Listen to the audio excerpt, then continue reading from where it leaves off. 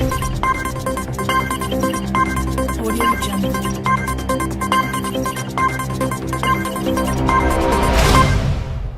The Queen will have to move out of the home she has lived in since 1953 as a multi-million refurbishment of Buckingham Palace gets underway, but she hasn't let it faze her.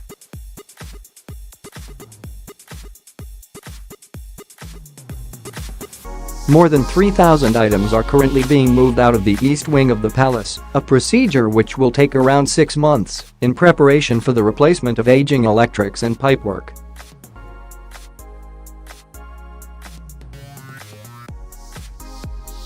Thousands of works of art, clocks, chandeliers and furniture have begun being removed from more than 100 rooms across the 6 floors of the iconic building.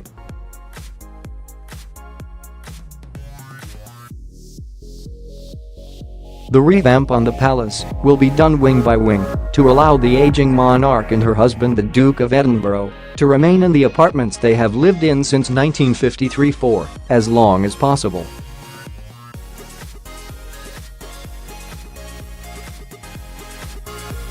The Queen's private apartments in the North Wing will be done last, in 2025, when Her Majesty will be 99 and Prince Philip will be 104.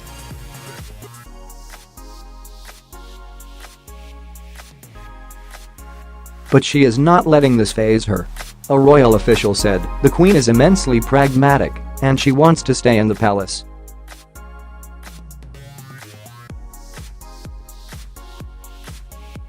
She said, "Let me know where you would like me to go." Objects being removed include 200 paintings, 40 chandeliers, 100 mirrors, 30 clocks, 200 books, 40 historic textiles and 560 items of everyday furniture, from beds to desks and chairs.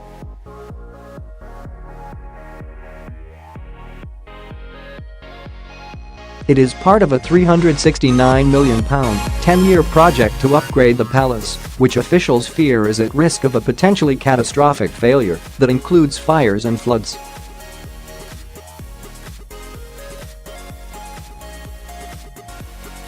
Some of the most urgent work has already been carried out, notably removing 3,000 meters of decades-old rubber cabling, which has become cracked, leaving the electrical wires exposed.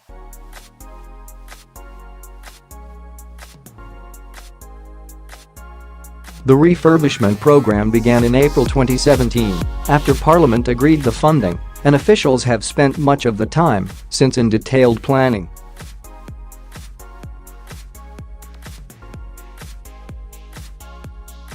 After the fire at Windsor, the Queen's weekend residence, there was a public outcry when it initially seemed the state would fund the repairs.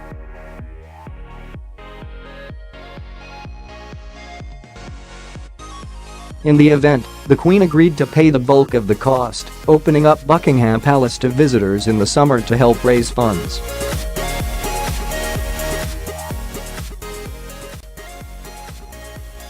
Around the same time, she also agreed to pay a voluntary tax on her private income for the first time. Funds for the current project will from increasing the share the royals receive from the Crown Estate, which manages royal properties, from 15% to 25% over the period.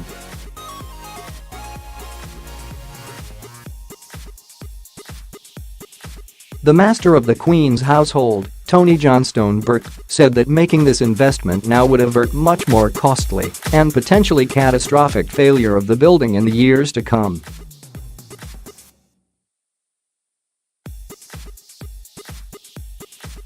He also vowed to keep the refurbishment within budget and on time, and said he took the responsibility of handling public money extremely seriously and was absolutely convinced that the 10-year phased works would reap both short and long-term benefits.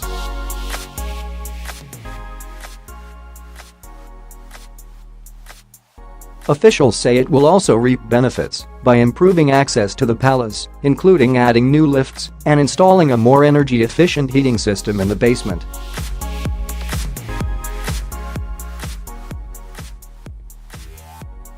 The cabling work so far has unearthed some asbestos, as expected, but also a few surprises. Several old cigarette packets and an 1888 cutting from London's Evening Standard newspaper were found beneath the floorboards, and mysteriously, a boat paddle was found behind a wall.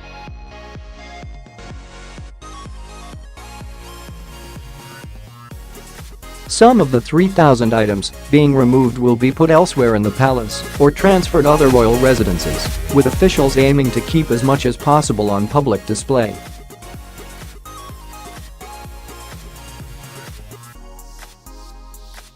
Around 150 items will be returned on loan to the Royal Pavilion in the seaside town of Brighton, where they were originally held before Queen Victoria sold the building in 1850.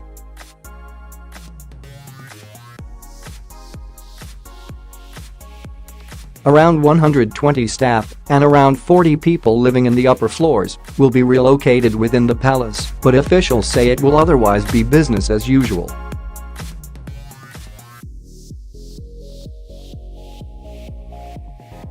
There will be little sign of the works from outside, although a base for contractors will be set up in the palace forecourt.